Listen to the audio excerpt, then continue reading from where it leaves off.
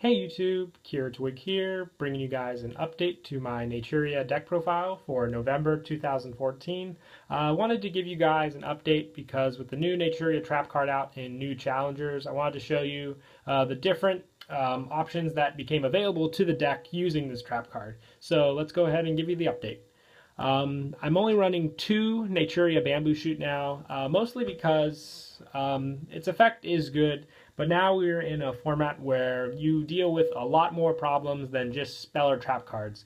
Yes, trap cards are heavy, but there are basically a lot of options for Bamboo Shoot, so running him at 2 keeps it so I can have more consistency with the deck. You can still get the lockdown good and protect your Bamboo Shoot, but running 3 now really put me at a dread draw, so 2 is pretty comfortable to me. I also run 3 Naturia Cliff. Cliff is pretty standard in the deck. When this card is sent from the field to the graveyard, you can special summon 1 level 4 or lower Naturia monster from your deck in face-up attack position. Like I said, he lets me get out a lot of the monsters in the deck. I think the only thing he can't get out is Bamboo Shoot. But one great thing about him is if you lose a Cliff, you can just go into another, and then 1 more monster if you need that extra stall. I also run 3 Naturia Cherries. This card is pretty great. It's not great when I draw 2 because that messes up the combo, but when 1 cherry is destroyed by my opponent, either by battle or card effect, I can special summon 2 more from the deck face down, which is great because it thins the deck out and it gives me 2 more level 1 tuners, which are great for synchro summons and a lot of different other plays like tributing for a Bamboo Shoot. I also run 2 Naturia Dragonfly.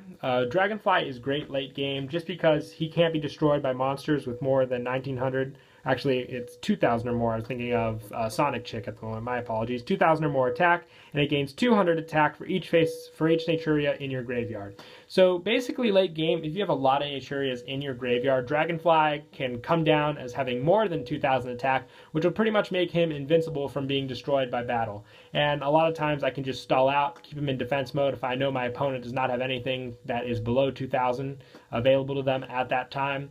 It's great just to sit on him. And I also run 2 Naturia Butterfly. Butterfly is great because once per turn when your opponent's monster declares an attack, you can send the top card of your deck to the graveyard to negate the attack. Gets Naturias in the graveyard for, like, let's say Marin's effect, or, you know, just if I want to stall with her own effect and then I have an answer to any of their other monsters attacking with my back row or other monster effects. Plus, I also run 2 Naturia Fruitfly. Fruitfly is cool because of his ability that all my opponent's monsters lose 300 attack and defense for each face-up Naturia monster I control. And what's great is if I have 2 Fruitflies on the field, their abilities do stack, lowering a substantial amount of attack and defense. And if one of their monsters' defense is at 0, I can take control of that monster until the end of the turn. So it's pretty great.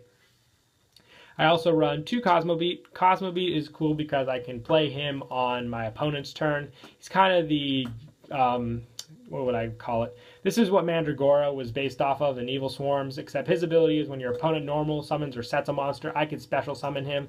So if they normal or set on their turn, I get a special summon right there, and I could possibly go first turn Bamboo Shoot if I wanted. I also run 2 Naturia Marin.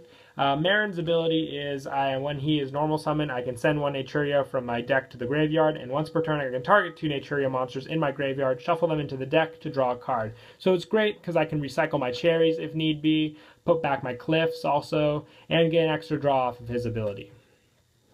And I also run 2 Naturia Pumpkin. Pumpkin's ability is when it's normal summon, if your opponent controls a monster, you can special summon 1 Naturia from your hand. It doesn't limit him to anything really. If I need a Bamboo Shoot just for power, I can special summon it that way, or I can summon another Pumpkin, go for a rank 4 summon, or if I have a Cosmobeat or a Cherries in my hand, I can go for a level 5 or 6 Synchro. And I also run 1 Redox because all the Naturia monsters are Earth monsters, so pretty standard. That is it for the monsters. We'll move on to spells. I run 2 Mark of the Rose. This card's good because we do run a lot of plant monsters in the deck, so being able to take control of one of my opponent's monsters is really helpful, which is great. Yes, I will give it control back to them on their turn, but most of the time, once I gain control of it, I usually just use it for an Exceed or Synchro summon. And I also run 3 MST. The spell count's pretty low in this deck. We might focus mainly on the traps that I run and the monster effects, but 3 MST helps so I can clear back row for effects. Like most of the time, if there's one set card, I have to worry about the fact that if I do summon Bamboo Shoot, it could get negated. So clearing the back row and then not having to worry about spell or traps really helps. Plus 1 Book of Moon and 1 Dark Hole. Would run Regeki, it's just in another deck right now. So Dark Hole, Regeki, whichever one you prefer. I would preferably use Regeki. And for traps, I run 3 of the new trap card, Naturia Sacred Tree. This card is great. It's so versatile. It has the ability, if it's sent to the graveyard, add 1 Naturia card from my deck to my hand. That gives me like pretty much all my monster options. And the other ability is I can tribute 1 Earth Insect type monster to special summon 1 level 4 or lower Earth Plant type monster from the deck, or I can tribute 1 Earth Plant type monster for vice versa to get 1 level 4 or lower Earth Insect type monster from the deck.